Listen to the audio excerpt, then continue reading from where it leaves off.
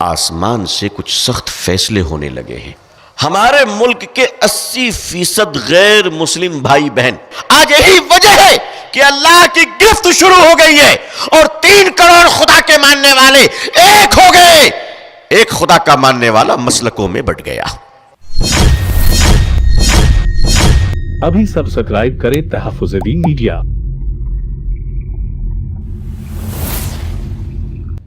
اسی طرح ایک بہت بڑا شعبہ ہے جس پر ہم لوگوں نے توجہ نہیں دی، اور آج مجھے لگتا ہے کہ اسی کی سزا اس ملک میں ہم لوگ بھگت رہے ہیں. اور میری ایسی سوچ ہے کہ اس کی وجہ کر شاید آسمان سے کچھ سخت فیصلے ہونے لگے ہیں.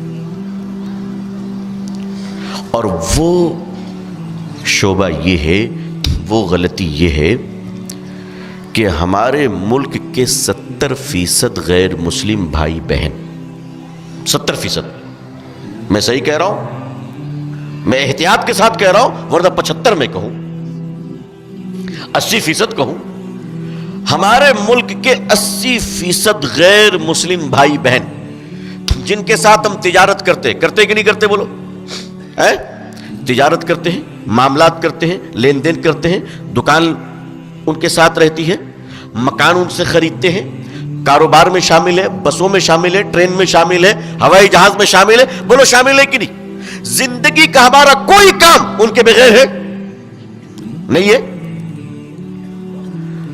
ہمارا سب سے بڑا جرم یہ ہے کہ ہم ان کے درمیان موجود ہیں، اس کے باوجود ہمارا بھائی ایک خدا کو چھوڑ کر 3 کروڑ خدا تک پہنچ گیا. 3 کروڑ خدا کو ماننے والوں کے سامنے مسلمان ایک خدا کا پریچے تعارف نہیں کرا سکا.